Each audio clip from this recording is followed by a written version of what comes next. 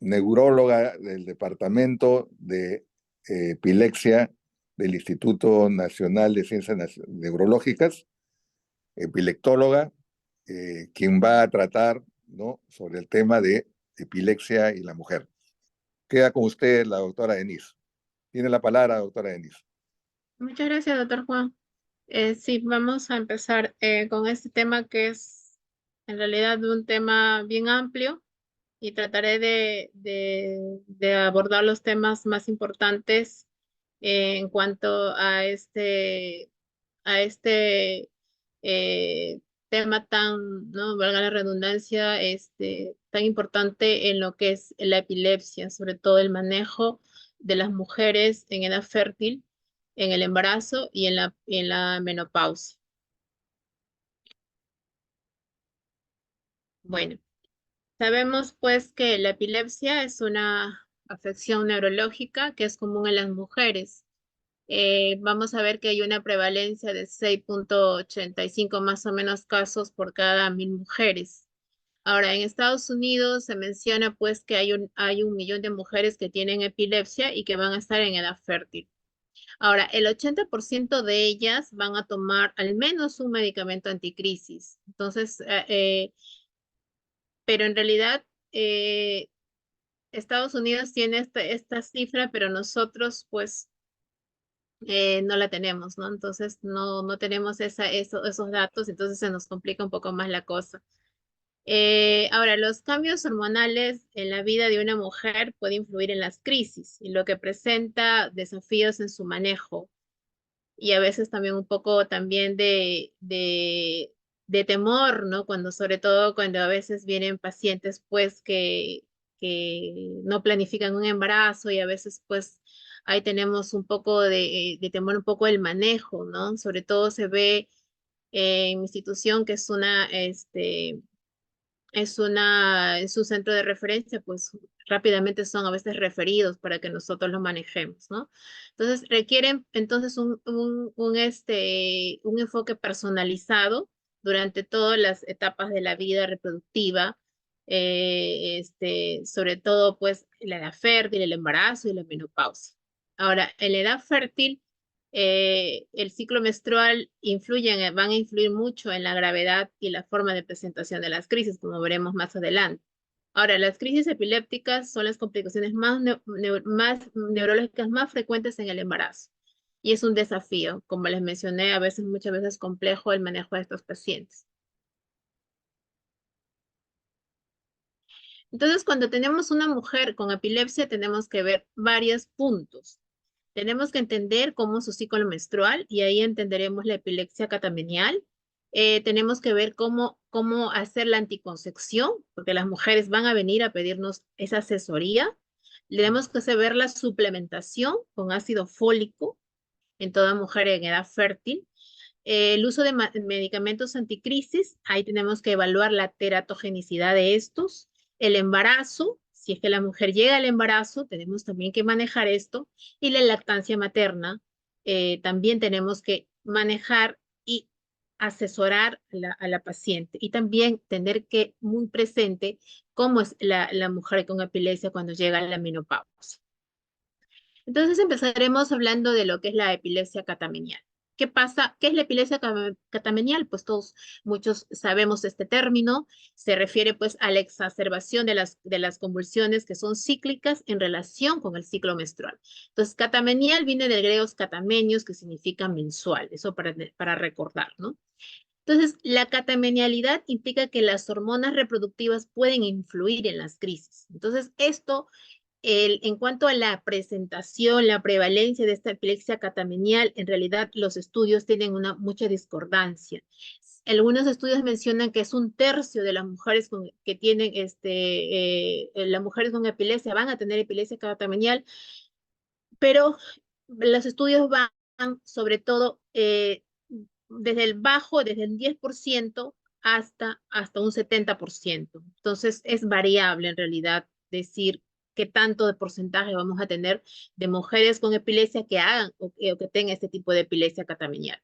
Ahora, ¿cuáles son los factores? O sea, ¿qué es lo que, por qué porque esto a qué se atribuye? a las propiedades neuroactivas de las hormonas esteroideas. Y lo otro, un ratito, perdón, voy a poner el puntero. Y lo otro es a la variación cíclica de los niveles séricos de tanto de la progesterona de la estradiol. Entonces, la epilepsia catamenial se asocia fuertemente con, entonces entenderemos pues que la epilepsia catamenial está asociada con el sistema neuroendocrino. Entonces, la secreción fisiológica durante el ciclo menstrual va a influir mucho en la aparición de las crisis. Entonces, es importante hacer un recuerdo de cómo es el eje hipotálamo, hipófisis, ovárico. Entonces, primero hay que recordar, pues, que el hipotálamo es el que va a secretar la hormona liberadora de gonadotrofinas. Esta va a llegar a la parte anterior de la glándula pituitaria y esta es la que primero va liberar la hormona folículo estimulante. Esta folículo estimulante, pues, es la responsable, pues, de estimular el ovario y por ende la secreción del estrógeno, de los estrógenos, ¿no? Ahora, esto es en la primera fase del ciclo menstrual, ¿no? Que sabemos todos que un ciclo menstrual pues dura 28 días.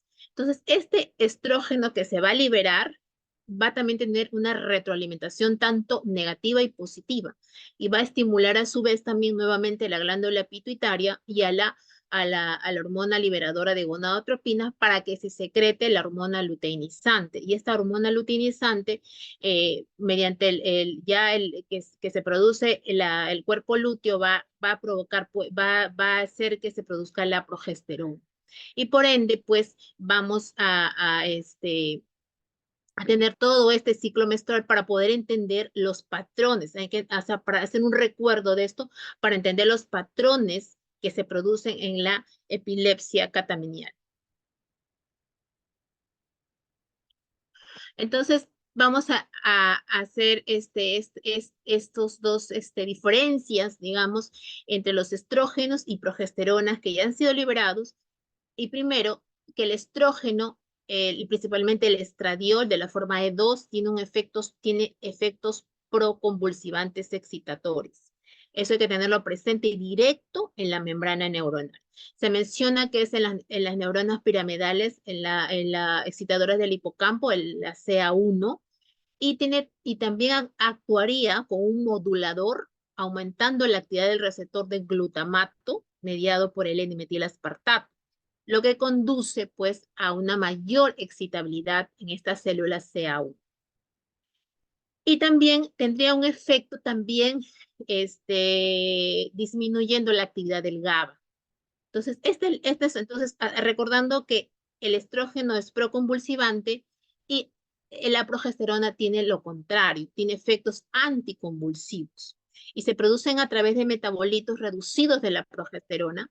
Y aquí tenemos la alopregnanolona, y esta alopregnanolona tiene propiedades sedantes e hipnóticas, se menciona, pero lo que hace en realidad es ejercer estos efectos inhibitores al ayudar a la potenciación de las neuronas GABAérgicas.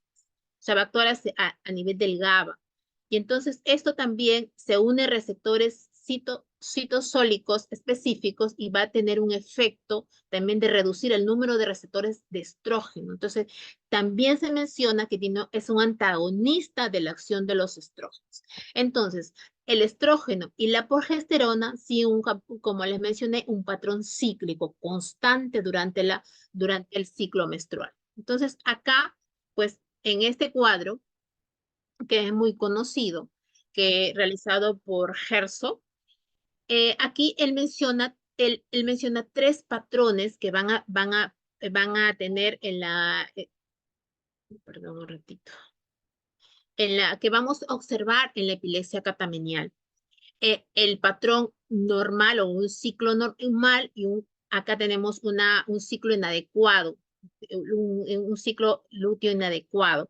Primero empezaremos a ver el ciclo normal. Sabemos que tenemos la progesterona, el estradiol, tenemos la fase folicular, que es un ciclo de 28 días en el ciclo normal, la fase folicular, la ovulación, la fase lútea y la menstruación. Ahora, cuando nosotros estamos en los primeros días, que es preovulatorios, en la fase folicular, vamos a ver, pues, si nosotros vemos aquí el rojo es el estradiol y la progesterona es el azul. Entonces, el estradiol es cuando empieza la menstruación, ambos están en niveles bajos. Pero a medida que va avanzando, más o menos en el día 10, ambos empiezan a aumentar, pero ya en la fase preovulatoria y ovulatoria es el estradiol el que se dispara. Se dispara mucho más en comparación con la progesterona, que va mucho más lenta, como ven aquí. Pero luego que pasa la fase lútea, ya la progesterona se eleva mucho más, inclusive que el estrógeno, el estradiol, y este empieza a reducirse. Una vez que empieza a reducirse, pero nunca disminuye totalmente, como vemos, ¿no? Pero ya más o menos en el día 26, que ya está acabando el ciclo menstrual para llegar ya a la menstruación en un ciclo de 28 días, el problema aquí, sabemos que el estrógeno es proconvulsivante y la progesterona tiene un efecto protector. Aquí, ¿qué pasa? ¿Por qué tenemos estos dos ciclos? El ciclo 1 de la menstruación es ¿por qué? Porque hay una caída brusca de la progesterona, se cae bruscamente. Entonces, es por eso que los pacientes aquí empiezan a aumentar las crisis epilépticas, porque el efecto protector de la progesterona se disminuye drásticamente y rápidamente. Entonces, los pacientes van a venir pues 1 o 2 días antes de la menstruación, van a empezar con aumento de crisis epilépticas. Entonces, a él le llama esto C1 o perimenstrual. Cuando hablamos del C2, que es periovulatorio, que es entre el 10 más o menos al 14 días, al 14 día del ciclo, perdón, entonces esto le llama C2, o sea, el patrón periovulatorio. Aquí también, como ven, el incremento rápido de estradiol es lo que genera las crisis. En cambio, la progesterona, que tiene un efecto protector, pues empieza a aumentarse, pero ya recién al día 14, cuando ya está terminando el día 14, recién se dispara rápidamente. Pero mientras tanto, en esos días de la ovulación, el efecto protector de la progesterona no está. Entonces, por eso que aquí también se exacerbarían las crisis epilépticas. Cuando hablamos ya de una fase, ese es para entender el patrón C1 y C2. El C3 ya se da en los pacientes que tienen un ciclo lúteo inadecuado. ¿Y qué pasa? Si vemos aquí, en estos pacientes, la progesterona casi nunca aumenta. Si ven ahí, desde el día primero de la menstruación hasta el siguiente día, la progesterona siempre está en un nivel bajo. Entonces tiene un efecto, pues, el efecto protector de la progesterona se disminuye bastante, ¿no? Porque en esta fase, pues, hay por eso es el nombre de fase inadecuada del cuerpo lúteo. O sea, hay una bajo nivel de progesterona que es protectora. En cambio, el estradiol se incrementa tanto en la fase ovulatoria, perdón, sí, ovulatoria, y luego se empieza a reducir en la fase lútea, pero tampoco no es que reduzca, digamos, significativamente, ¿no? Pero luego ya en la menstruación es recién donde empieza a reducirse, pero antes, premenstrual, no. Entonces, la exacerbación premenstrual de las convulsiones se ha atribuido a la rápida retirada de los efectos anticonvulsivantes de la progesterona. Entonces, eso es para entender los patrones de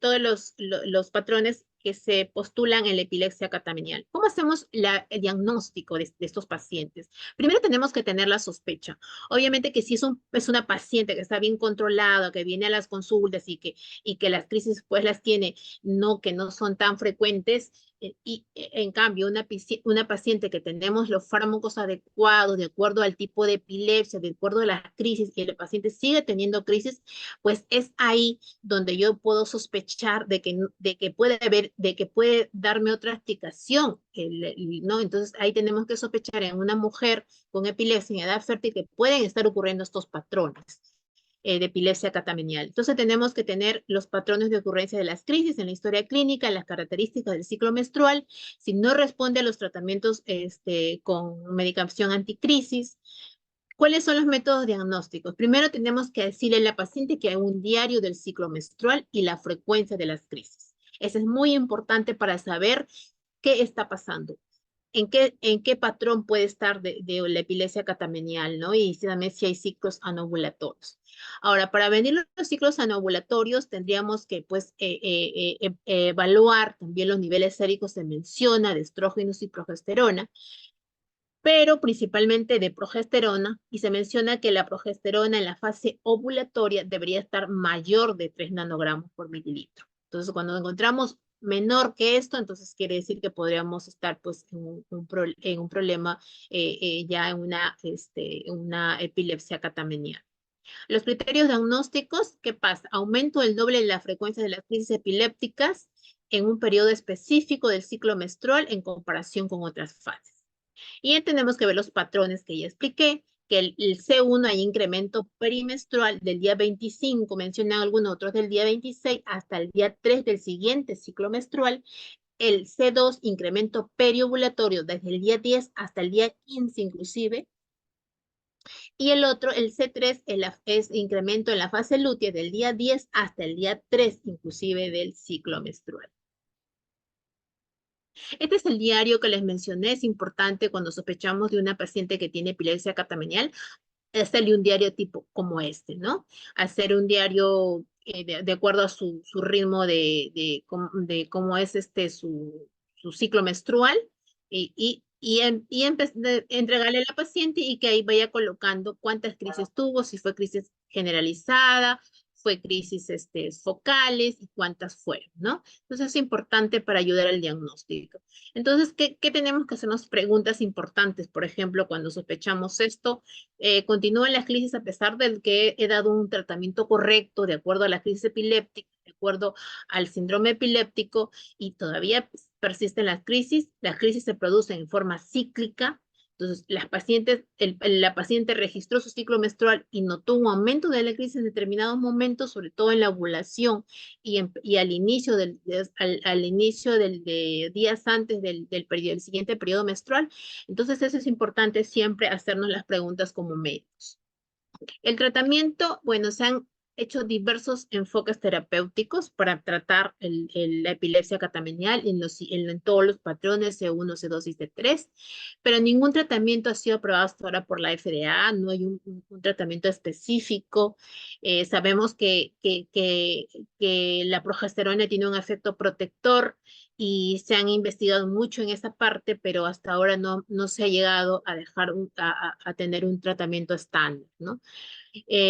En el mejor enfoque terapéutico actualmente sería optimizar primero el tratamiento anticrisis. Si sospechamos de una epilepsia catamenial, también tenemos que mejorar, ¿no? Optimizar el tratamiento. El otro, el tratamiento, en caso de que el tratamiento convencional no funcionara, ya ahí sí tenemos que usar otros tipos de tratamientos alternativos que se dividen en tratamientos hormonales y no hormonales. Entonces, aquí, por ejemplo, tenemos los tratamientos hormonales y los tratamientos no hormonales. Dentro de los tratamientos hormonales tenemos los cíclicos, tenemos la progesterona principalmente, que es un precursor neuroesteroideo, pero tiene efectos adversos, ¿no? Y eso es lo que hace que a veces no la usemos, ¿no? También hay otros como la medroxiprogesterona, que también podría usarse, y en el tratamiento no hormonal tenemos los cíclicos, el clobazam. Y este es el que más quizás muchos usamos en la práctica clínica, ¿no? Porque si bien tiene un efecto de sedación, pero lo que vemos en la práctica pues que no es una sedación muy frecuente y que pues los pacientes toleran bien dosis desde 20 a 30 hasta 40 miligramos, ¿no? Y lo que tiene la función es modulador del receptor GABA. Y los no cíclicos también tenemos se menciona también la lamotrigina y la zetazolamida. Entonces, por ejemplo, estos estudios del uso intermitente, porque es un uso, se menciona ahí, uso intermitente del clobazam en las epilepsias catameniales, pero sabemos actualmente pues de que el clobazam no solamente lo usamos de manera intermitente, sino muchas veces como un tratamiento coayudante para las epilepsias, sobre todo cuando son epilepsias farmacoresistentes. Entonces, este es un estudio ya muy antiguo, pero igual ellos fueron los que empezaron a evaluar el tratamiento no hormonal y empezaron a usar el uso cíclico de clobazam, administrando entre 20 a 30 miligramos por día. Y lo que se vio es que el 77% de las mujeres con crisis perimenstruales presentó una reducción de la frecuencia de crisis. Entonces, por ejemplo, el clobazam, lo que se usa es más o menos entre 20 a 30 miligramos por día. Ahora, esto lo tenemos que usar en intervalos, ¿ya? Lo podemos usar entre 2 a 4 días antes de la menstruación esperada, en que se produce una exacerbación de las crisis y se continúa hasta un día más. Podemos continuar. Esto funciona bien, por ejemplo, en el patrón C1 y C2. También se menciona la acetazolamida, pero esto no hay muchos estudios concluyentes. Mencionan que esta es la dosis de 8 a 30 miligramos por kilo por día. Y esto puede también ayudarnos en el patrón C1, C2 y C3. Lo que se menciona también es que el clobazam no tiene mucho efecto en los ciclos anovulatorios, o sea, en el patrón C3. Entonces, es por eso es que ya ahí es más difícil, ¿no? Se complica la cosa cuando ya tenemos este tipo de patrón anovulatorio, porque ya no tenemos mucho que usar. Hay mucha controversia entre el uso del tratamiento hormonal. Acá tenemos la progesterona natural de los NG, de la ganaxolone, el clomifeno, también tenemos los análogos de las hormonas liberadoras de gonadotropinas y también tenemos la medroxiprogesterona. Estas son las dosis. En realidad, particularmente yo no utilizo ninguno de estos. Usualmente usamos más el clobazam. ¿Por qué? Porque no hay estudios concluyentes sobre este uso de estas hormonas. Y acá también, por ejemplo, Herzog también en este estudio que realizó, él menciona los días en que hay que usarlo, pero todos los efectos adversos que tiene, ¿no? Entonces, esto también en los pacientes es otro problema, ¿no? Los efectos adversos que pueden provocar el uso de hormonas. El mismo Herzog también hizo un estudio también randomizado donde comparó los efectos de lo que es de la progesterona versus el placebo, ¿no?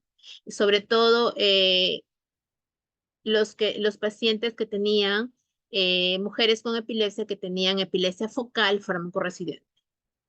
Ellos, aquí en este ensayo clínico multicéntrico, de doble ciego, aleatorizado, controlado, con placebo, comparó la eficacia y seguridad de la terapia complementaria con progesterona versus placebo y no hubo diferencia significativa. Entonces, en las proporciones de quienes respondieron entre progesterona y el placebo, en los estratos cataminial y no cataminial, porque ellos aquí compararon tanto, le dieron placebo y compararon las epilepsias catameniales y no catameniales. Entonces, no hay mucha información y no hay mucha, digamos, estudios que sean más concluyentes sobre el uso de la progesterona para las epilepsias catameniales. Bueno, ahora empezamos cómo debería ser la anticoncepción en pacientes con epilepsia. La anticoncepción y el asesoramiento preconcepcional es importantísimo, porque las mujeres con epilepsia van a tener pues muchas dificultades sobre qué anticonceptivo o qué terapia parenteral voy a usar, ¿no? Entonces, esto siempre preguntan en las consultas. Entonces, esto tenemos que manejarlo también, pues, juntamente con los ginecólogos, ¿no? Porque ellos al final son los que recetan los anticonceptivos.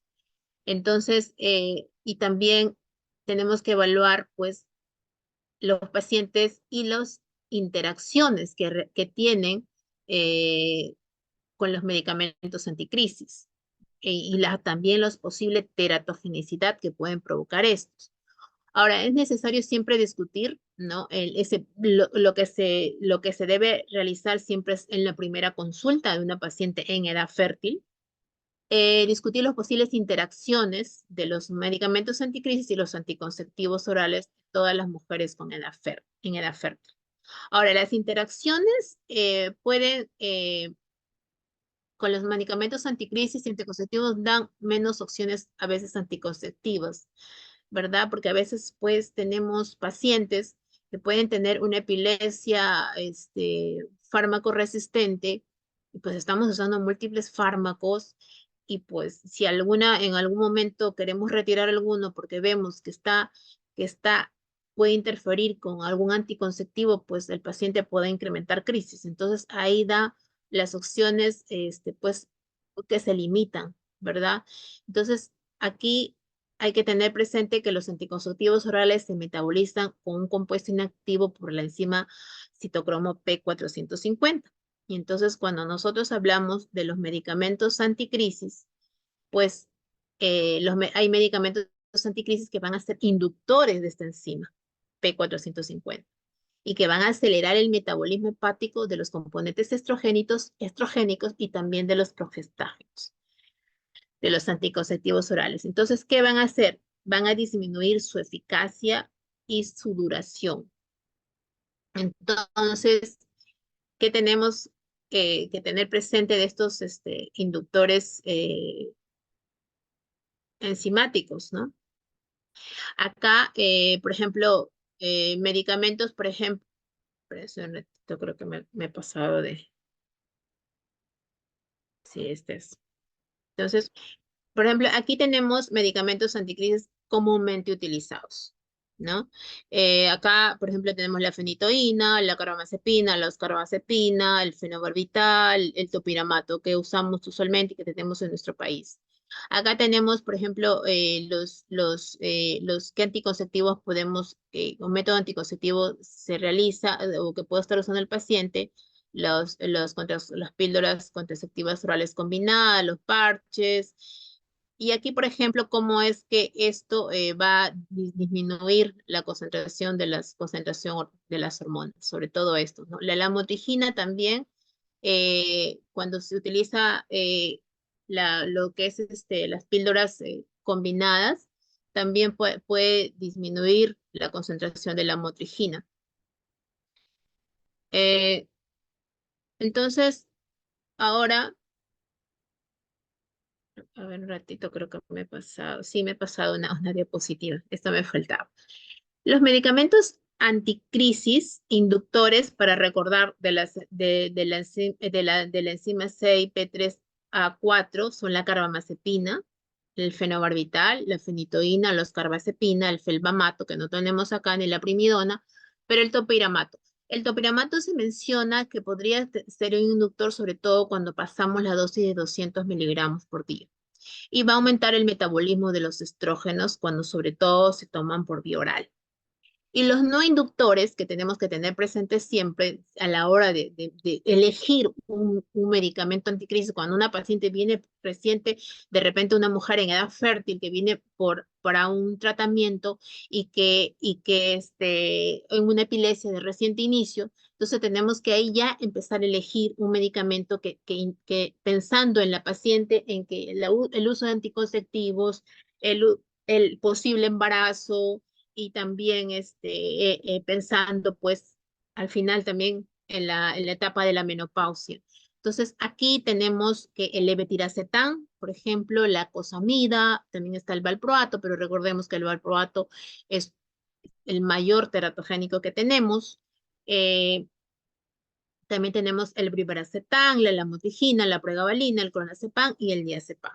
Entonces, la lamotrigina, esto es lo que le mencionaba, los estrógenos pueden aumentar su metabolismo. Entonces, los niveles plasmáticos van a disminuir de lamotrigina en un 40 a un 60% cuando usamos etinilestradiol y levonorgestrel. Entonces, ¿qué pasa? Entonces, usando simultáneamente un medicamento anticrisis, inductor de enzimas y un anticonceptivo oral, deben usarse lo que se recomienda, anticonceptivos de dosis más alta, que contenga al menos 50 microgramos de etinilestradiol. Esa es la recomendación que se realiza cuando ya no tenemos digamos, nada más que tenemos a la mano los inductores enzimáticos y que el paciente tiene que usar algún anticonceptivo, entonces pues tendremos que tener que tenga al menos esta dosis o más de 50 miligramos de etinilestradiol.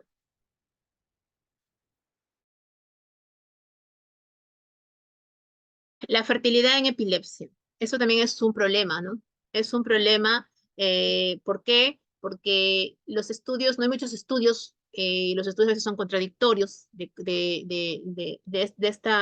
este problema, a veces que es porque los pacientes a veces, pues, más que todo se frustran porque piensan que la epilepsia equivale a no poder ser madre, ¿no? Y que también podría afectar su fertilidad. Los estudios son contradictorios, la natalidad es poco más baja, pero no necesariamente no significa que la natalidad más baja no significa que sea una fertilidad más baja, sino cuál es el problema aquí.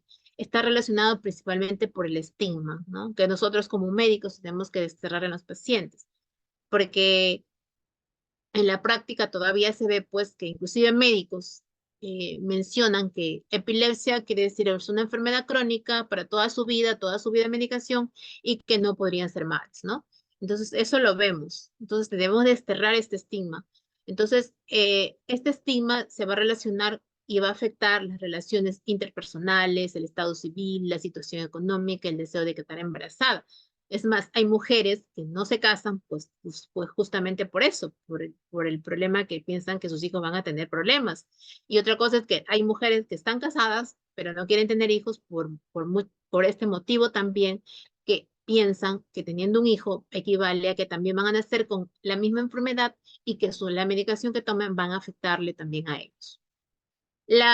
Cuando ya se habla de politerapia, cuando usamos más de tres, se menciona que más de tres medicamentos anticrisis y el uso sobre todo de fenobarbital se ha asociado con problemas de fertilidad. Ahí, por ejemplo, ahí sí se ha visto, ¿no? Que podría darse problemas en la fertilidad, pero en realidad no hay muchos estudios que abogen más sobre esto, ¿no? Y acá también este estudio que se realizó, viendo también sobre todo la fertilidad, ¿no? Y los nacimientos, por ejemplo, en los nacidos vivos, se vio que la infertilidad sobre todo se daba en pacientes que usaban politerapia. En los que no usaban, no había problemas.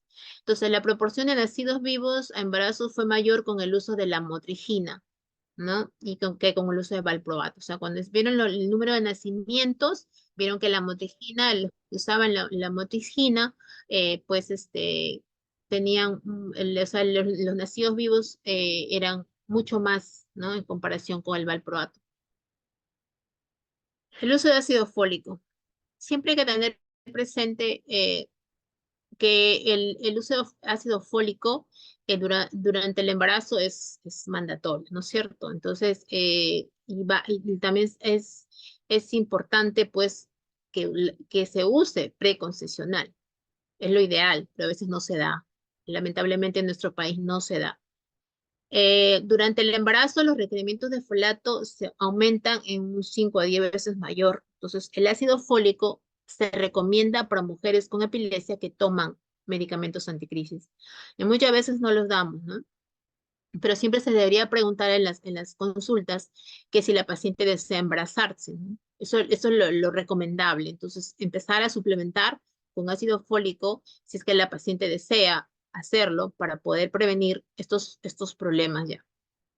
El valproato actúa como antagonista del folato, entonces hay que tener presente sobre todo para cuando vamos a hacer la dosificación en los pacientes que usan valproato. Sabemos pues que el valproato no se debería dar en mujeres de edad fértil, pero lamentablemente hay epilepsias refractarias que tenemos que usar este fármaco porque vemos que controla bien las crisis, ¿no? Entonces hay tipos de epilepsias que van bien con este fármaco y no tenemos otro más para usar, o los otros que usamos tienen efectos adversos y no tenemos muchos a la mano, ¿no? Por la teratogenicidad que tiene este fármaco, el más alto de todos, ¿no?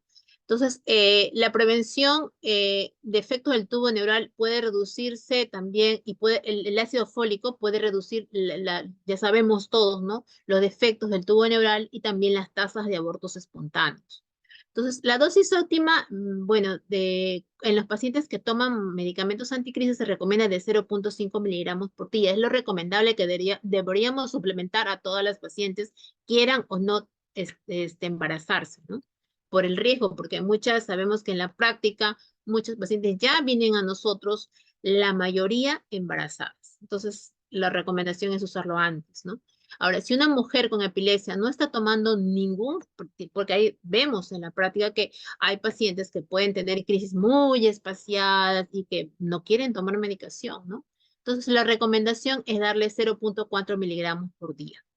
Ahora, la Academia de Neurología en Estados Unidos recomienda entre 0,4 miligramos por día hasta 4 miligramos antes de la concepción. Esa es la recomendación que da. Ahora, hicieron un estudio de los efectos también preconcesionales del folato en la cognición, ¿no? En la cognición de los nacidos, de los niños nacidos de estas madres con epilepsia. En este estudio se encontró pues que habían buenas puntuaciones en los que usaban en el desarrollo neurológico cognitivo en hijos de mujeres que se suplementaron con, con ácido fólico y que tomaban medicamentos anticrisis, ¿no? Entonces, por eso que ellos resaltan la importancia del folato periconcesional o preconcesional, ¿no? Y se sabe que el folato va a reducir el riesgo de espina bífida y puede mejorar la función cognitiva y conductual. Eso es lo que llegaron a la conclusión estos investigadores en este estudio. Y la suplementación, pues, mujeres en edad fértil, ellos mencionaban ya que debería ser entre 0,4 hasta 1 miligramo por día de ácido fólico. O sea, no debemos de tener miedo, ¿no? En dar el ácido fólico. Podemos llegar hasta 1 miligramo y no va a pasar nada con el paciente, ¿no? Ahora entramos a embarazo y epilepsia. Aquí es un reto también el manejo de estos pacientes, porque, bueno, sabemos que la mayoría de nuestros pacientes se embarazan sin haber tenido un asesoramiento, sin haber tenido, pues, digamos, planificar un embarazo. Entonces, el control de las crisis previo al embarazo es primordial, que las crisis estén controladas y también debe ser una prioridad por los efectos perjudiciales que pueden provocar tanto para la embarazada, para la mujer, como para el producto de la gestación. Entonces, las crisis durante el embarazo se asocian sobre todo en las pacientes que están embarazadas y que empiezan a tener crisis, se relacionan con una epilepsia mal controlada o una epilepsia no necesariamente fármaco resistente, sino una epilepsia mal controlada antes de la gestación, porque hay pacientes que son mal adherentes al tratamiento farmacológico. Y entonces, pues ellas tienen crisis muy incrementadas, ¿no? También se ha visto esto que en la epilepsia de reciente inicio y en el embarazo relacionado con la eclampsia. También se vio que podrían incrementarse ahí las crisis epilépticas. Ahora, los cambios fisiológicos pueden alterar, sí, el curso natural de la epilepsia y cambiar la farmacocinética de los medicamentos. Y entonces ahí sí nos hace un reto, ¿no? ¿Cómo manejar estos pacientes?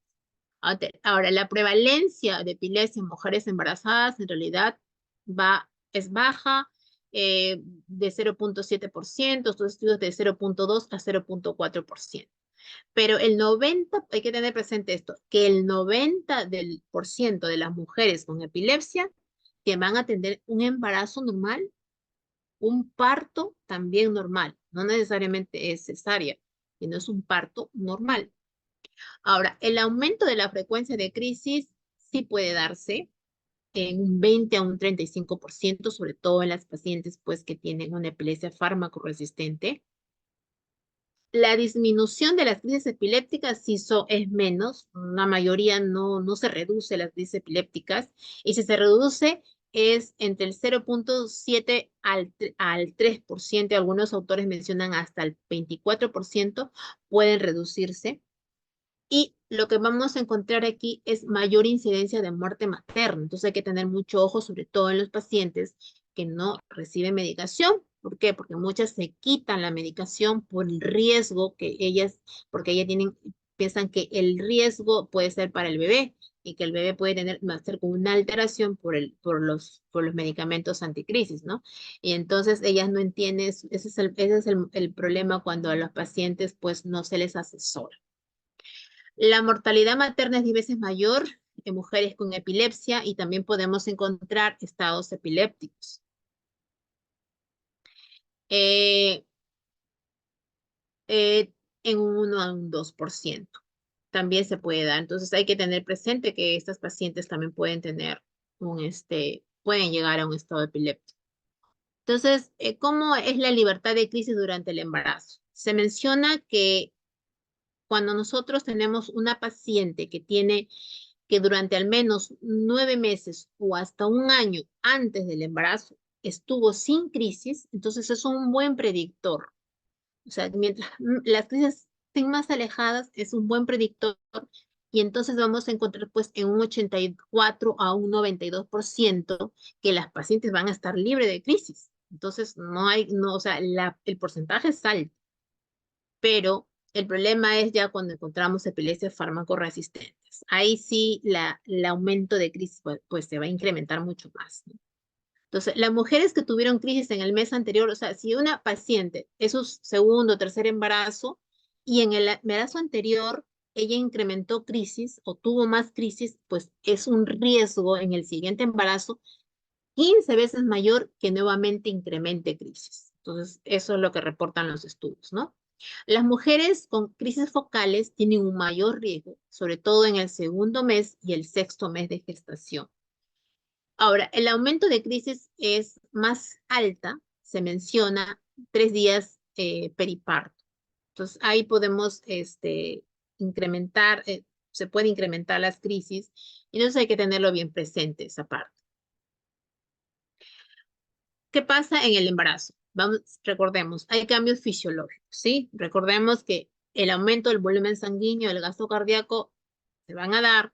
Hay una disminución de las concentraciones de proteínas plasmáticas, incluidas, hay una hipoalbuminemia, hay retraso del ácido gástrico, hay alteraciones de las actividades de las enzimas hepáticas y también hay cambios farmacocinéticos rápidos durante el embarazo y pueden provocar obviamente cambios significativos en los niveles de los medicamentos anticrisis y poner a las pacientes en riesgo de crisis. Entonces, todos estos cambios que vamos a ver van a ir pues siempre asociados con la medicación anticrisis. Y de esto tenemos que ver cómo manejar esos medicamentos, de acuerdo a los pacientes pues que tengan crisis principalmente. Porque si un paciente llega y no tiene crisis y está de repente ya bordeando ya las 12 semanas, ¿no? Pasando ya el primer trimestre, pues no se debería hacer ningún reajuste quizás, ¿no? Porque si la paciente no tiene crisis, el problema es cuando la paciente tiene crisis. Ahí sí tenemos que hacer reajuste de los fármacos. Ahora, ¿qué factores pueden afectar el control de las crisis en el embarazo y en el... Entonces, acá tenemos, pues, vamos a ver los cambios hormonales, ya les mencioné, cambios en la absorción, distribución, metabolismo y excreción de los fármacos. Los niveles reducidos, vamos a encontrar de medicamentos anticrisis en el plasma, los cambios fisiológicos que ya mencioné, la falta de sueño en la última etapa del embarazo que se puede dar, el trabajo de parto también que hace que el paciente no duerma y después del parto también por atender al bebé. Entonces, todo eso de aquí pueden afectar en el control de la crisis y por ende incremento de crisis. El estrés y la ansiedad obviamente también, ¿por qué? Porque pues el estrés mismo de su embarazo, de cómo nacerá el bebé y de todos los problemas más que puede tener una gestante, ¿no? Sociales en la familia, ¿no? Entonces, que pueden generar, pues, justamente este estrés y ansiedad y esto, por ende, incrementar crisis. Ahora, la falta de adherencia a la medicación. Principalmente esto se da, pues, cuando los pacientes no son asesoradas, cuando no se le hace una consejería previamente, explicándole los problemas y qué tanto la medicación puede o no provocar o afectar el producto de la gestación, ¿no? Entonces, sobre todo la falta de adherencia lo vamos a ver sobre todo porque la paciente llega asustada a la consulta diciendo estoy embarazada y estoy tomando tanta medicación, ¿no? Entonces, los pacientes empiezan a quitarse los medicamentos ellos mismos. Es más, algunos llegan sin ninguna medicación, entonces con incremento de crisis, ¿no? Entonces, por el miedo, pues, a que esto pueda afectar a su bebé. A cambios de un fármaco también menos eficaz debido a la percepción de un menor riesgo de teratogenicidad. ¿Qué pasa aquí? Acá, por ejemplo, vemos que pacientes llegan pues a la consulta y le hacen el cambio, y eso que a veces muchas ya llegan bordeando el primer trimestre en las de 10, 12 semanas de gestación y se ha visto, pues, ¿no? Que hacen un cambio brusco y dicen, no, si estás tomando valproato, no, ya no puedes tomar valproato, te vamos a cambiar de pronto a levetiracetam, ¿no? Que tiene menos efectos teratogénicos, teratogénicos. Pero a veces, pues, hacemos ese cambio y también no evaluamos que de repente este fármaco no es de acuerdo a su tipo de crisis epiléptica y también al síndrome epiléptico que tiene el paciente y probablemente no tenga efecto que lo que hacía en este caso el valproato. Entonces, es importante pues que la mujer con epilepsia carece de conocimientos, sobre todo en nuestro país, y la planificación previa a la concepción, el embarazo y el parto es muy importante, porque si no vamos a tener pues pacientes que no van a ir bien en el embarazo.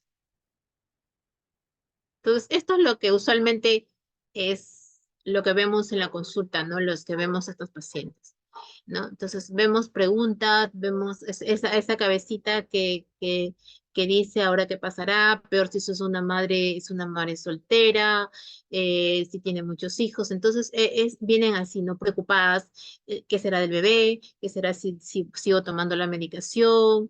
¿Qué será, cómo va a ser mi parto? ¿Me van a hacer cesárea? Y toda es una serie de preguntas que para eso tenemos pues que sentarnos con la paciente, tener un tiempo necesario para explicarle cada punto, porque la ansiedad, el estrés puede generar mucho más crisis epiléptica. Entonces tenemos que tranquilizar a la paciente en lo que se puede.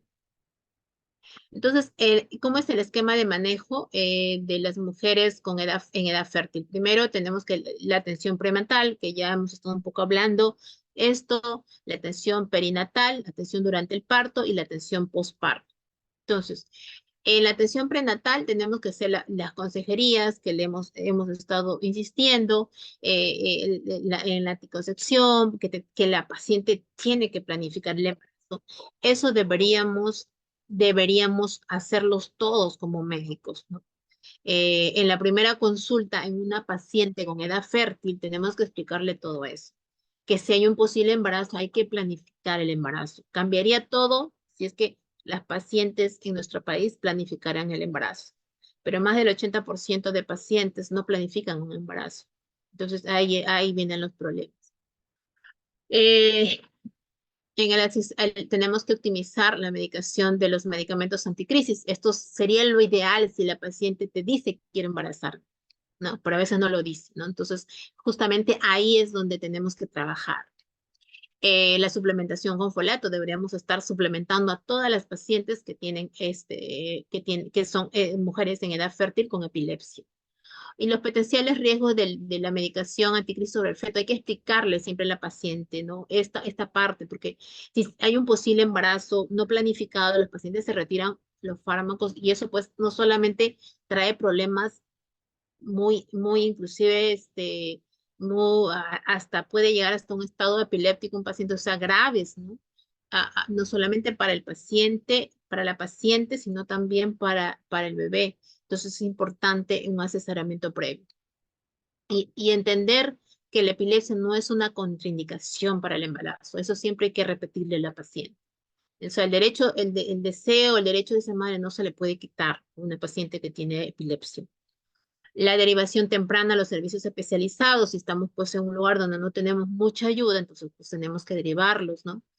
El retiro abrupto de los medicamentos anticrisis no ha demostrado que reduzca el riesgo de malformaciones. Entonces, si la paciente ya está recibiendo un medicamento y ya está pasando el primer trimestre, ya retirarlo ya no va a ser de nada, ¿no? Hacer el cambio brusco más bien puede provocar un riesgo de crisis potencialmente mortal. El número de opciones de tratamiento, pues ha aumentado, se ha visto, ¿no? Que hay medicamentos que podemos usar y que tienen menos efectos teratogénicos para las embarazadas, perdón, para el producto, y también menos efectos para la mujer también, ¿no? Menos efectos adversos para ellas.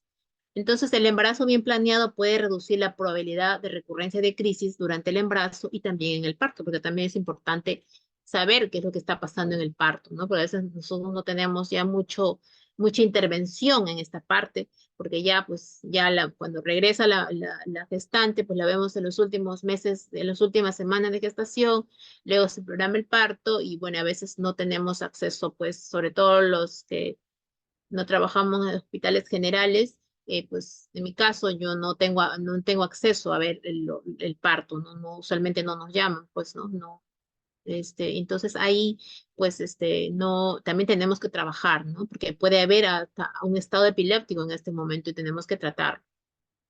Eh, Requiere también el tratamiento farmacológico, va a requerir, va a tener un control estable de las crisis y los posibles efectos sobre el desarrollo del feto. Eh, Ahora, el embarazo plantea un desafío terapéutico especial. Sí que lo es, durante el cual los efectos adversos de los medicamentos anticrisis deben considerarse frente a los efectos adversos de la enfermedad no tratada. O sea, tenemos que poner una balanza. ¿Cuál es peor? O sea, no darle medicina y que la paciente tenga crisis y que pueda morir y también puede morir el bebé, o que puede tener efectos, pero que no sean o sea, que no sean tan grandes y que pues proteja a ambas vidas, ¿no? Entonces eso es importante siempre tener presente en los pacientes. Ahora, ¿cuáles son los principios del tratamiento durante el embarazo? Primero, los fármacos, lo ideal es darle monoterapia a todos los pacientes, no solo a las mujeres en edad fértil, sino a todas en realidad, pero a veces no se puede. Un 30% de pacientes no van a responder y vamos a tener que usar este, 2 o más fármacos. Entonces, las concentraciones séricas de los medicamentos se debe medir. Eso sí es importante. Si ya estamos frente a una mujer que que ya está gestando, entonces nosotros tenemos que, lo ideal es medir, tener un previo, ¿no? Antes de la concepción, medir las concentraciones séricas. Y luego, cuando ya la paciente está gestando, debemos hacer mediciones séricas de los medicamentos. Y se debe medir al menos una vez cada trimestre en los primeros meses del embarazo. ¿Por qué? Porque va a haber pues cambios farmacocinéticos rápidos durante el embarazo. Puede provocar cambios significativos en los niveles de los medicamentos anticrisis y por ende, como se reducen los medicamentos a nivel sérico, entonces va a haber riesgo de crisis. Entonces, la disminución de las concentraciones séricas de la motrigina, que se elimina por glucuronización, se observa que vamos a ver que este fármaco va a haber una disminución en la concentración sérica, sobre todo en la tercera semana después de la concepción y más marcada en el tercer trimestre. Entonces tenemos que tener presente esto porque tenemos que a veces reajustar, ¿no? Si vemos que está usando la motrigina y está teniendo crisis en estas eh, eh,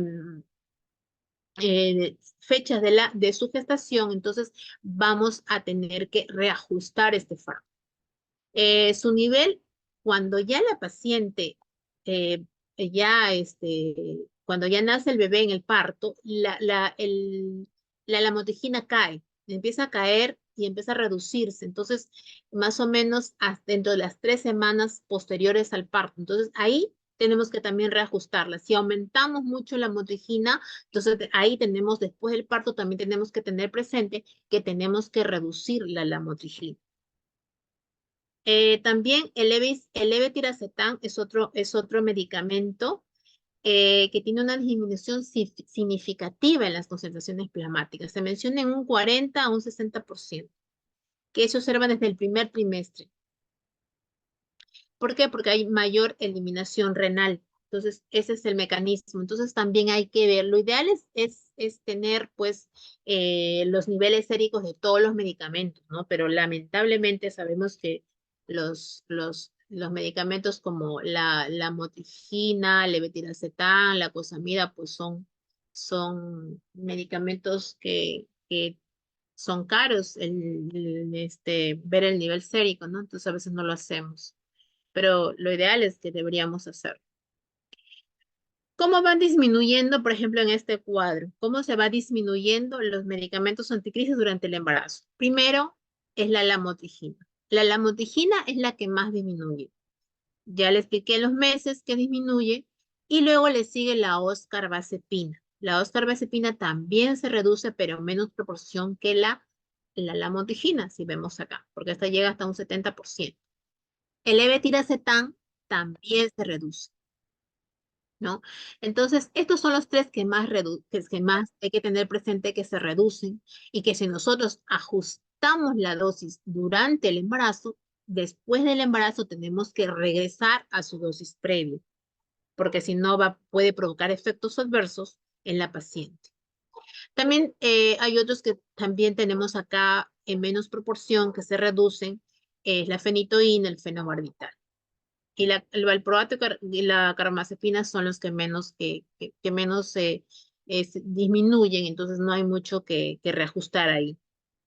Entonces, ¿cómo es el cambio de la frecuencia de crisis y las dosis? Por ejemplo, si nosotros evaluamos una mujer que tiene epilepsia y que está embarazada a una mujer que tiene epilepsia y que no está embarazada, vamos a ver que los cambios en la frecuencia de las crisis y en cuanto a las dosis no hay mucho. Si vemos aquí, no hay mucho en este cuadro, no hay mucho la diferencia, no es mucho la diferencia.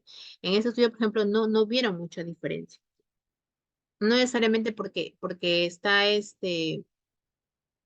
embarazada, pues va a haber cambios muy significativos en comparación a la no embarazada. Entonces, ¿cómo elegir un buen medicamento anticrisis? Primero, hay varios aspectos a considerar en una mujer en edad fértil. Primero, hay que evaluar la teratogenicidad. Eso es importantísimo. Y uno de los mayores teratogénicos es el valproato. Entonces hay que tener mucha cautela cuando vamos a usar este fármaco, porque a veces ya no tenemos otra opción. Neonatales, bajo peso al nacer, perímetro cefálico también puede ser bajo, el VAS bajo, y los pacientes pueden llegar a UCI neonatales, entonces tenemos que considerar esa parte, ¿no? Porque algunos fármacos, como vamos a ver más adelante, pueden provocar estos problemas.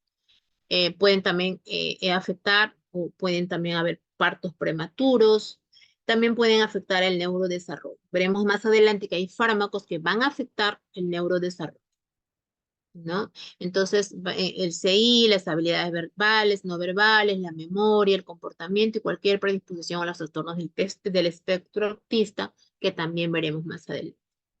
Ahora, ¿cuáles son los riesgos de los medicamentos anticrisis para el feto, para el producto? Primero, una historia, por ejemplo, ¿cuál es el riesgo? Se menciona que hay una historia de los padres que hay, o sea, no necesariamente que tengan epilepsia, sino que familiares que hayan tenido malformaciones congénitas, pero que no hayan tenido epilepsia, no necesariamente han tenido epilepsia, pero sí hay historia de que en la familia ha habido malformaciones congénitas, entonces el riesgo aumenta 4 veces más en las pacientes con epilepsia embarazadas. Y un historial de un embarazo anterior que la paciente epiléptica haya tenido un embarazo anterior y que también haya tenido una malformación congénita, aumenta el riesgo 15 veces más. O sea, va a aumentar muchísimo más si es que ha habido un embarazo previo que ha tenido pues una malformación congénita. Y también hay una susceptibilidad genéticamente determinada, ¿no? Que con eso no podemos ya mucho hacer. Entonces, el valproato sabemos que lleva el mayor riesgo de teratogenicidad. El topiramato, como un fármaco de riesgo moderado a alto, también se menciona. Y la lamotrigina y el levetiracetam serían los menos teratogénicos y es lo que podríamos usar ¿no? De tratamientos de primera elección en las pacientes que tienen epilepsia y están en edad fértil, pero siempre valorando, pues, el tipo de epilepsia, el síndrome epiléptico, y en los que, y si podríamos usarlos o no en ellos, ¿no? Y también los efectos adversos que esto podrían utilizar, que podrían, perdón, provocar y que por ende también nos va a llevar pues a más problemas. La politerapia tiene mayor riesgo de malformaciones congénitas, ¿sí? Eso sí está comprobado. Entonces, si el paciente tiene una epilepsia farmacoresistente, va a tener mayor riesgo de malformaciones congénitas. La dosis, el tipo. La dosis es importantísimo.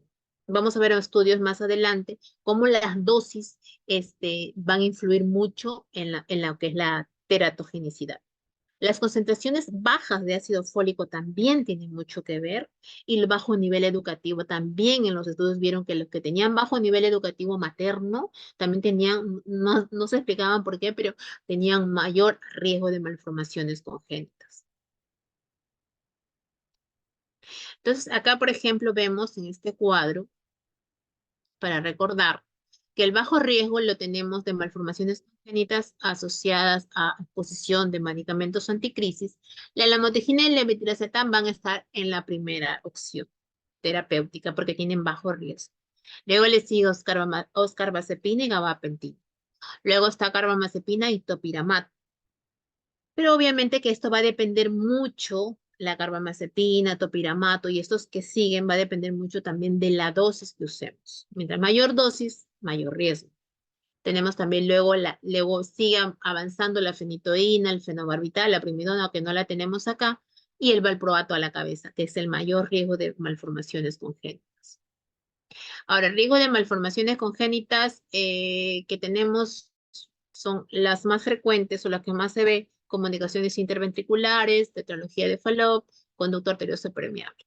El riesgo de espina bífida con un riesgo de 11 a 14.7 veces mayor en los hijos de mujeres con epilepsia, principalmente debido al uso de valproato. Ese es el principal causante de espina bífida. Eh, Estudios casos controles también mencionaban que el tratamiento con valproato tiene mayor riesgo de espina bífida, defectos de comunicación interventricular, paladar hendido y craneosinostosis. Entonces, esos también serían asociados al tratamiento con valproato. Estos son, por ejemplo, hay varios estudios que se han hecho en el Reino Unido, en Estados Unidos, y por ejemplo, que es el más conocido, que tiene muchos años ya de, desde que se empezó. Y bueno, inclusive se han ido agregando más fármacos. Ahorita están en este estudio que se revisó, que es el publicado en el Lancet Neurology 2018. Por ejemplo, aquí estaban usando 8 medicamentos anticrisis. Y ellos evalúan aquí en este estudio multicéntrico EURAP, mencionan pues acá la lamotrigina, carbamazepina, valproato, levetiracetam, oscarbazepina, fenobarbital, topiramato, finitoína. Y aquí ellos evalúan cómo las dosis, que mayor dosis, pues hay mayor riesgo de crisis, perdón, de malformaciones congénitas. Entonces, acá, si ustedes ven, el valproato siempre está la prevalencia de mayor, 10.3%, ¿no? 10.3%, y le sigue el fenobarbital y luego la fenitoína. Esos son los que tenían mayor riesgo. Y ellos también evaluaron que a mayor dosis, pues tenían mucho más riesgo de sufrir malformaciones congénitas. Estas fueron las malformaciones congénitas que encontraron, que ya les mencioné, las cardíacas, las hipospadias, los defectos del tubo neural, las polidactilias, también defectos gastrointestinales, renales, y otros que tenían múltiples malformaciones congénitas.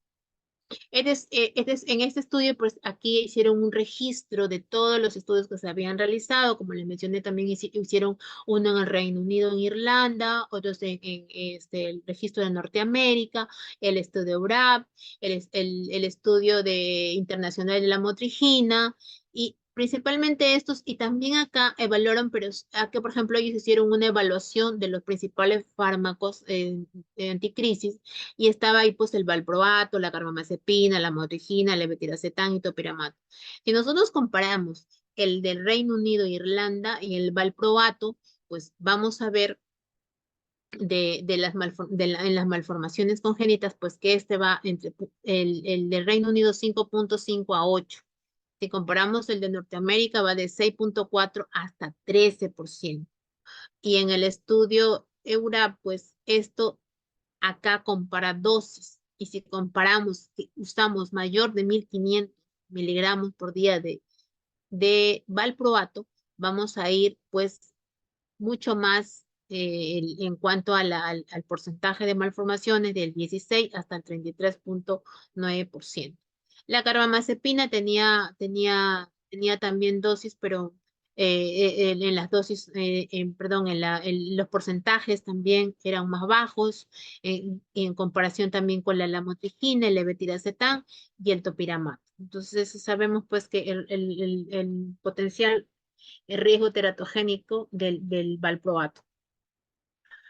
Esto es lo que, aquí por ejemplo, que saber que la libertad de crisis, por ejemplo, en una mujer gestante, es mayor en las epilepsias generalizadas, porque las epilepsias generalizadas la mayoría son fármacos sensibles y van en un 73 a 0.6% en comparación con las crisis que las que tenían crisis focales, que era un 59.9 solo de libertad de crisis. Entonces, aquí ellas tenían más libertad de crisis, un 73% frente a las que tenían crisis focales, que solamente que tenían libertad de crisis en un 59%.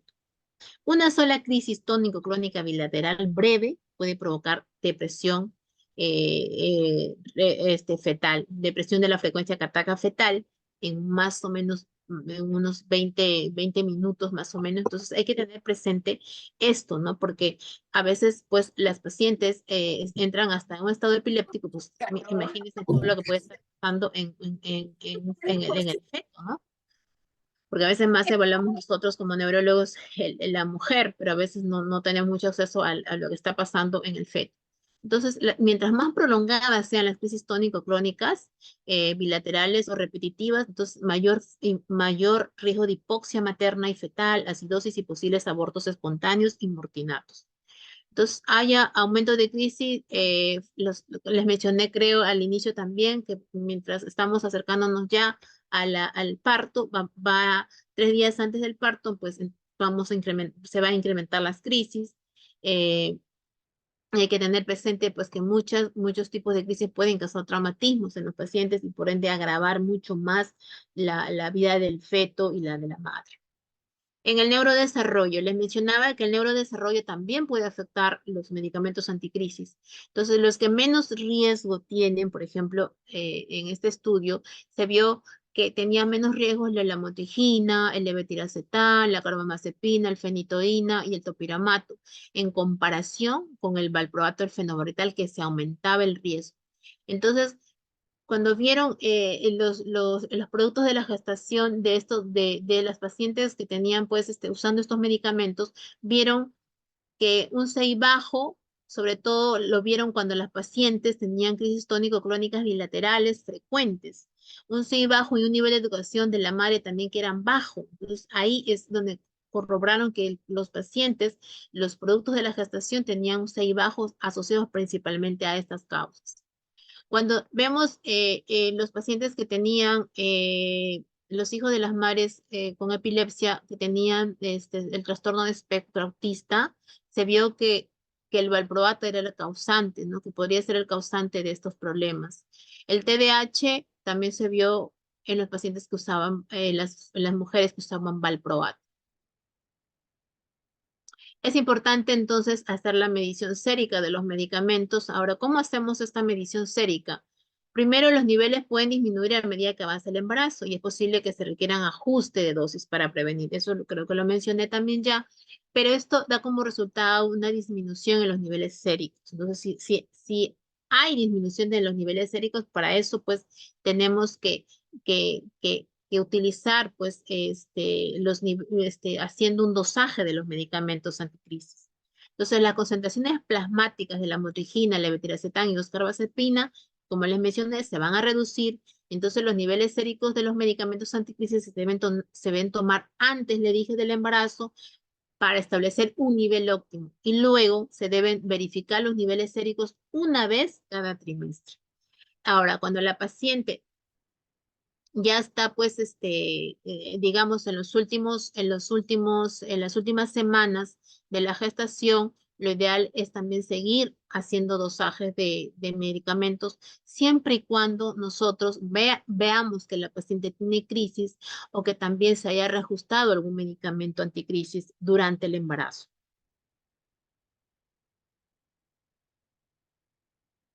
Ay, vergüenza. Entonces, riesgos maternos. ¿Qué riesgos maternos podemos tener? Bueno, estos creo que ya muchos lo conocemos también, el aborto espontáneo, hemorragias, hipertensión gestacional, la preeclampsia, los partos podálicos, inducción de trabajo de parto y parto por cesárea o instrumentado. Y el parto prematuro también. Entonces, ¿qué hacemos durante el parto? En el parto, les mencioné, hay aumento de la frecuencia de crisis hasta 3 días antes. Las crisis maternas durante el parto pueden provocar contracciones uterinas también, prolongadas, con disminución de la frecuencia cardíaca fetal. Entonces, hay que también tener presente esto.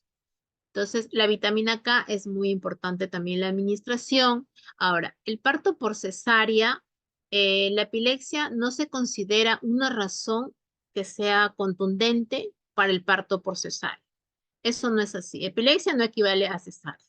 Eso se tiene que evaluar, sobre todo el ginecólogo, evaluar si es que la paciente tiene otros problemas que imposibilitan el parto normal. Entonces, no necesariamente porque tenga epilepsia. A no ser pues de que justamente las crisis se hayan incrementado mucho en el parto y pues la paciente pues no pueda hacer muy bien la labor de parto y puede eso provocar, ¿no? Entre las indicaciones más comunes, lo que se ve mucho es en los partos por cesárea, es la que sea una cesárea anterior en un 20%, actividad convulsiva durante el parto que les mencioné, o tener un diagnóstico de epilepsia, ¿no? Eso es lo que usualmente es lo que se ve en los estudios, que son las indicaciones del parto, que a veces no necesariamente tiene que darse, ¿no? Ahora, el feto tiene mayor riesgo de muerte fetal, ¿sí? Parto prematuro, bajo peso, agar bajo, a los 5 minutos, tiene también efectos como hipoglicemia neonatal, infección neonatal, síndrome de dificultad respiratoria. Esos son los problemas que pueden darse también en el feto y hay que tener presentes. Ah, Bueno, sabemos que las concentraciones como les mencioné, si reajustamos un medicamento previo al parto durante el embarazo, entonces vamos a tener presente que los medicamentos anticrisis después del parto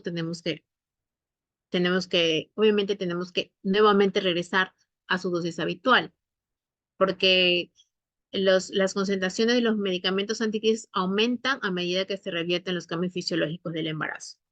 Si se aumentó la dosis, es momento de reducir la dosis por riesgo de toxicidad. La privación de sueño, depresión y ansiedad, eso hay que tenerlo presente, porque sabemos que un niño va a necesitar el cuidado las 24 horas, ¿no? Entonces vamos a tener pacientes que van a tener sueño muy entrecortado, fragmentado, tener fatiga y se pueden incrementar las crisis en el posparto también. Si las mujeres también están amamantando cada 2 o 4 horas y pues no tienen el tiempo suficiente para dormir, y sabemos que es uno de los desencadenantes de la privación de sueño. Y también hay que tener presente que hay depresiones, periparto, posparto, ansiedad, ¿no? Y que lo que está relacionado con la alta frecuencia de crisis. Estas, por ejemplo, son las recomendaciones ya para ir acabando sobre qué recomendaciones se da para las mujeres que ya una vez que dieron a luz, que ya tuvieron su bebé, que es que ahí es otro tema importante, porque las pacientes piensan que si ya están tomando medicación anticrisis, no deben deberían dar de lactancia materna, y eso es falso. Se debe dar la lactancia materna, se debe dar la lactancia materna inmediatamente después del parto. ¿Sí? Eso no se puede dejar de hacerlo, tenemos que incentivar esto a la madre y decirle que no hay ningún problema que la paciente debe lactar.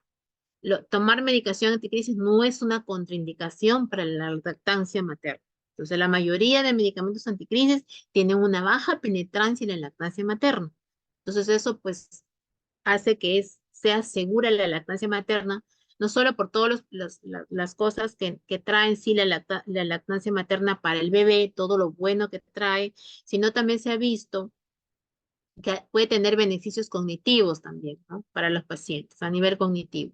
Entonces, es importante observar el estado del bebé, sí es importante. ¿Por qué? Porque hay medicamentos, sobre todo las benzodiazepinas, el fenobarbital, pueden provocar sedación en el niño. Entonces, eso hay que tener presente y podemos ahí reajustar las dosis. Por ejemplo, estos son los medicamentos anticrisis que se consideran seguros durante la lactancia. Por ejemplo, es la carbamazepina, fenitoína, valproato, moderadamente seguros. Está la gabapentina, la motejina, la levetiracetam, oscarbazepina, la pregabalina, y lo que tenemos acá más es el topiramato, ¿no? Y los posibles efectos en el infante, ahí están las benzodiazepinas, ¿no? Y el fenobarbital, principalmente es lo que más usamos, creo yo, ¿no? Porque los demás, algunos no lo tenemos en nuestro país. Entonces, este es un estudio que hizo un grupo de trabajo del ILAE, donde mencionaban pues también lo mismo, ¿no? O sea, que, que, que los niveles en lactantes, por ejemplo, que recibían, o sea, que recibían lactancia materna, las concentraciones muy bajas, o sea, hicieron una evaluación de cómo eran las concentraciones séricas de los lactantes, ¿no? Que recibían lactancia materna de una mamá con epilepsia que tomaba medicación. Entonces, las concentraciones muy bajas se dio en orden de un 10% menos en las concentraciones séricas maternas de carbamazepina, que ya les mencioné, gabapentina, levetiracetam, oscarbazepina, fenitoína, valproato y clonazepam. Y los niveles ligeramente mucho más altos se dieron en un 30% de las concentraciones séricas para la motrigina, topiramato, principalmente, y en informes de casos únicos como brivaracetal, lacosamida y perampanel, perdón. Entonces, en estos medicamentos se vio que había un poco más, pues, de concentraciones séricas y que de repente podrían ahí reajustarse un poquito la medicación si es que amerita. Ahora, los niveles elevados de lactantes, ellos encontraron, pues, aquí en esta revisión que hicieron, que el 30 hasta un 100% de las concentraciones séricas maternas daban para la etusucimida, el fenobarbital y la sonisamida. Entonces, ahora, para ya estar acabando, entonces, la mujer con epilepsia y que está ya en la menopausia. Entonces, aquí, pues, hay mucha controversia, no hay muchos datos, no hay muchos estudios que evalúen el impacto de la menopausia en la mujer con epilepsia. Entonces, la menopausia ocurre aproximadamente 3 años antes, se menciona, en las mujeres en epilepsia que tienen epilepsia fármaco resistente, en comparación con las mujeres que tienen epilepsia, pero que tienen epilepsia fármaco-sensible. Entonces, no se sabe por qué se da esto, pero sí se, se, se incrementa o es más prematura la menopausia en las pacientes que tienen epilepsia fármaco-resistente. Hay pocos datos sobre el impacto de la perimenopausia, menopausia y posmenopausia sobre los diferentes tipos de epilepsia. Los estudios son muy limitados. Fisiológicamente se menciona que se podría esperar que durante la perimenopausia se incrementan las crisis epilépticas debido a la disminución de la secreción de progesterona y la secreción alta de variable de estrógeno hasta la perimenopausia tardía. Entonces mencionaba al inicio pues que la progesterona pues tiene un efecto protector contra las crisis epilépticas, pero acá pues hay estos cambios en la perimenopausia, en la menopausia, entonces esto pues se esperaría que se incrementen las crisis, pero muchas veces no se da. Entonces, en la práctica, muchas veces no se da. Entonces, no hay una diferencia entonces entre la frecuencia de crisis antes y después de la menopausia. A excepción aquí sí podemos poner a las mujeres que tenían epilepsia catamenial, como expliqué al inicio, que pueden experimentar un aumento de la frecuencia de las crisis durante la perimenopausia. ¿Recuerdan el esquemita que hice? Y vamos a ver pues que hay en la perimenopausia vamos a encontrar un aumento de las crisis, porque se empieza a reducir pues la progesterona y hay una disminución después de la menopausia. Entonces, ¿qué pasa? En la perimenopausia incrementan crisis y después que ya no tienen, o sea, que ya disminuye también no solo la progesterona, el estradiol, vamos a ver que van a mejorar, ¿no? Van a mejorar su frecuencia de crisis, sobre todo los pacientes que tienen epilepsia catameniales. Ahora, los trastornos de sueño que se dan también en las pacientes que tienen menopausia son comunes durante el periodo y podrían afectar también el control de las crisis. Entonces hay que tener presente, siempre hay que preguntar a los pacientes en esta fase de la menopausia, preguntar cómo está el sueño, porque de repente eso podría estar influyendo en la frecuencia o incremento de crisis epilépticas. Hay que tener presente en ella sobre todo la salud ósea. Es relevante, sobre todo en estas pacientes, porque especialmente después de la menopausia, porque vamos a ver incremento de fracturas. Y sobre todo si comparamos hombres y mujeres, vamos a ver que se aumenta entre un 2 a 6 veces más en personas con epilepsia tratadas con medicación anticrisis. Y también aquí es recomendable, pues, eh, hacer el dosaje de vitamina D también, porque si es necesario a veces suplementar con vitamina D, con calcio, si es necesario, ¿no? Y también no está de más, pues, ver si la paciente puede tener osteoporosis, entonces que sería importante también la evaluación con un reumatólogo. Muchos de los medicamentos anticrisis son inductores enzimáticos. Les mencioné anteriormente también. Entonces, estos inductores enzimáticos que ya les mencioné y les vuelvo a repetir, que son la carbamazepina, los carbazepina, la L-carbazepina, el fenobarbital, la fenitoína, la primidona, el felbamato y el topiramato, pueden también provocar la disminución de las hormonas sexuales. Entonces, todo eso también podría influir en lo que es el aumento de crisis. Entonces, ¿qué se recomienda en estos pacientes? Siempre que sea posible, se debe evitar los medicamentos anticrisis que son inductores enzimáticos en mujeres, ¿no? Posmenopáusicas, sobre todo por el riesgo de osteopenia y fracturas, ¿no? La terapia de reemplazo hormonal puede aumentar la frecuencia de crisis, entonces no se recomienda. Ahora, se requiere una especial precaución si la mujer está recibiendo tratamiento con la motrigina. El estrógeno porque a veces pues, puede haber la concentración de estrógenos en ellas y podría reducir también la concentración de la motrigina. Entonces hay que tener presente y a veces tenemos que reajustar un poco este fármaco. La terapia local con estrógenos en dosis baja es tan efectiva como la terapia sistémica para los síntomas, sobre todo cuando hay unos síntomas ya muy molestosos de atrofia vaginal y todos los problemas que trae la menopausia. Pero se prefiere la colocación local, no oral ni parenteral, ¿no? Para las mujeres con síntomas postmenopáusicas difíciles de tratar, se menciona que también podríamos usar una combinación de estrógenos junto con progesterona natural, que también podría ser de uso local. Entonces, para terminar, ya las conclusiones, la epilepsia catamenial, tenemos que hacer el diagnóstico.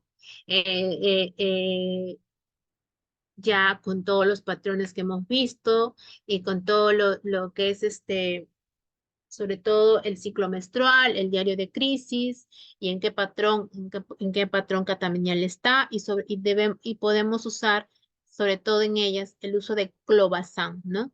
Que lo podríamos usar en el patrón catamenial C1 o C2. Dar asesoramiento siempre sobre la anticoncepción a los pacientes, eso siempre las pacientes nos van a preguntar, nos preguntan, y tener presente siempre todo eso en la consejería que se le da. Muchas de las mujeres pueden embarazarse y los medicamentos anticrisis se deben mantener a dosis bajas. El ajuste puede ser necesario durante el embarazo, sí puede darse. El 96% de los bebés nacidos de madres con epilepsia no tendrán malformaciones, eso hay que tenerlo presente, a no ser que esto sea no valproato, que sí incrementaría mucho más. Entonces, el uso de ácido fólico se requiere un 0,5 miligramos por día, antes y durante el embarazo. Y el parto, pues en el parto la epilepsia no es de indicación de cesárea y se debe continuar con la lactancia materna. Y en la menopausia, evitar en lo posible los inductores hepáticos, los inductores enzimáticos, perdón, que pueden afectar también lo que es la salud ósea de las pacientes en la menopausia, y entonces pues ahí nos complicaría por el riesgo de las fracturas. Eso sería en cuanto a mi presentación. Muchas gracias. Muchas gracias, doctora Denise Chacón. Excelente presentación, muy didáctica. Y vamos a dar inicio a las preguntas. Una pregunta de mi parte es eh, si estos nuevos antipilépticos de tercera generación que estamos, como el Brivacetán, la lacosamida, ¿se pueden usar en embarazo? Ya cuando tienen problemas con la Es, motrigina. es que, es que hay que ver, pues primero hay que ver en qué contexto de la paciente en la que estamos, ¿verdad? Refractaria, Entonces hay cuando que tienen ver. problemas refractarios, sobre todo con Ah, la motrigina. la lamotrigina sí, yo mencioné que sí, me mencionó la No, lamotrigina, ¿verdad? cuando no pueden usar la motrigina, me Ah, refiero cuando que no después, pueden usar. claro. También está el Vivaracetán, si también lo podemos usar. Si bien es un medicamento que hace pocos años lo tenemos en nuestro país, pero también lo podemos utilizar, ¿no? Viendo siempre también el tipo de crisis de paciente, que tiene la paciente y también ¿no? Viendo el síndrome epiléptico que tiene, ¿no? Entonces, y también evaluar pues algún factor que tenga alguna comorbilidad que pueda tener la paciente, ¿no? Porque si tiene alguna comorbilidad psiquiátrica, por ejemplo, también hay que ver otras opciones, ¿no? Terapéuticas. Y sobre el uso de la acetazolamida en la epilepsia catamenial, ¿en qué dosis se podría utilizar en personas adultas? Sí lo mencioné, era entre un 20. Lo que pasa es que justamente no lo usamos mucho en realidad, ¿no? Va entre un 8 a 30 más o menos va por kilo por día, ¿no? Divididos en dosis, ¿no? Esto mencioné que podría darse en las patrones catameniales C1, C2, C3, ¿no? Muchas gracias, doctora Denise. Tenemos unas preguntas. No sé si he tenido problemas ahorita técnicos. No sé si la doctora Pamela me puede ayudar con las preguntas del auditorio. Sí, doctor. Eh, la primera pregunta es, ¿el clobazam tampoco induce enzimas citocromo? Y esa es una duda de uno de los médicos sobre el uso de clobazam. El uso de clobazam en quiénes, eso es lo que no le entendí Está, bien. está hablando sobre el metabolismo del clobazam. Con los anticonceptivos,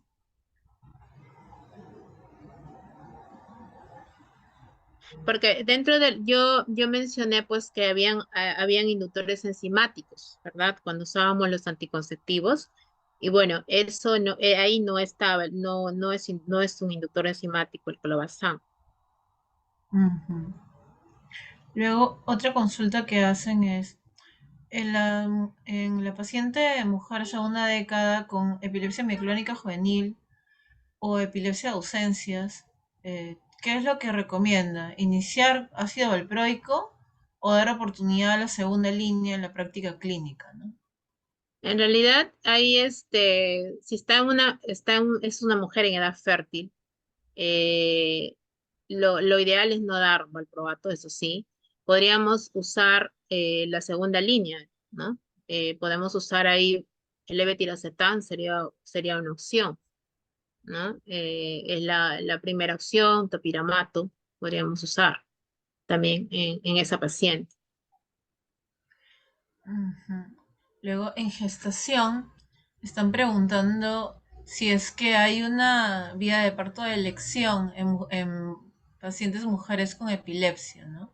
Y luego Les hacen otro comentario sobre que se ha visto que en nuestro país principalmente hay muchos partos por cesárea, ¿no? Yo creo que especifiqué un poco más, ahondé en esa parte de la importancia del asesoramiento a la paciente y también la importancia de no solo decirle a la paciente que la epilepsia no equivale a un parto por cesárea, ¿no? Y evitar tanto, porque la mayoría de pacientes, eso, con esa idea va a la consulta, ¿no? Que su condición que tiene equivale a un parto por cesárea, y eso no debería darse. Los partos deberían ser normal en la mayoría de lo que se puede, ¿no? Si no hay ninguna complicación, el parto debe ser parto normal, parto vaginal. Otra consulta es sobre el riesgo de muerte materna, ¿no? Encontraban, Sabemos. sí, él preguntaba sobre el riesgo de muerte, sí, en la mujer con epilepsia, ¿no? Tiene una estadística de alto riesgo de muerte materna durante la gestación. Entonces deseaban una explicación de por qué entonces concluyen satisfactoriamente el parto, ¿no? Entonces encontraba una complejidad en eso.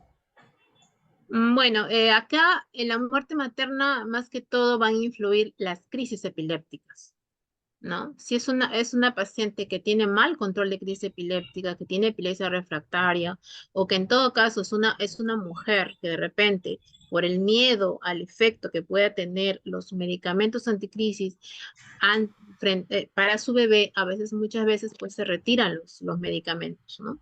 Entonces, ahí es donde se incrementa mucho más el riesgo de muerte materna y sobre todo el riesgo de SUDEP, ¿no? Entonces, de muerte súbita en epilepsia, entonces ahí es donde, pues, es los factores que pueden influenciar en que haya, pues, la muerte materna. No sé si es que eso fue ¿no? Porque se menciona que hasta un 80% más o menos, se puede dar un SUDEP, ¿no? Y lo que es la mortalidad también se puede incrementar mucho más, sobre todo cuando la paciente tiene una epilepsia mal controlada, cuando las crisis se incrementan durante o días previos al parto. Ahí es donde podríamos de repente ya justificar pues la muerte materna, ¿no? Inclusive la muerte también fetal. Acá hay una pregunta, doctora, dice algún comentario sobre cannabis en estos casos, por favor, descartado definitivamente. No necesariamente está descartado el uso de cannabis, pero el problema más es en la lactancia. Hay un estudio que yo puse casi al final de los medicamentos que se usaban para la lactancia materna, y ahí en ese estudio no está el aceite de cannabis, ¿no? El cannabidiol. No estaba. Entonces ellos mencionaron en ese estudio que no habían, o sea, no habían podido dosar los niveles séricos del cannabis, por ejemplo, estaba en uno de esos, ¿no? Entonces, no, como que no daba mucha información si su uso sería o no adecuado darlo en la lactancia materna, porque no tenían muchas evidencias que si los niveles séricos se incrementaban o no en los recién nacidos de madres con epilepsia. Entonces, no había mucha información sobre el uso de cannabis. Muchas gracias. Bueno, no habiendo más preguntas, doctora, nuestras felicitaciones. La exposición es muy excelente, muy amplia y muy didáctica. Queremos invitar también a todos los presentes. Estamos en la Semana de la Epilepsia y el día de mañana tenemos, como ven ustedes ahí en la pantalla, tenemos la exposición de actualización en estados epilépticos y ven, tenemos todos los días hasta el lunes, que es el día central del Día de la Epilepsia. Y también los invitamos también para el domingo la caminata solidaria y ahí está el trayecto en la pantalla para que todos los que están interesados en la epilepsia y quieren colaborar con nuestros pacientes en epilepsia estén en la campaña también. Bueno, muchas gracias a todos y nos esperamos el día de mañana. Hasta luego. Muchas gracias.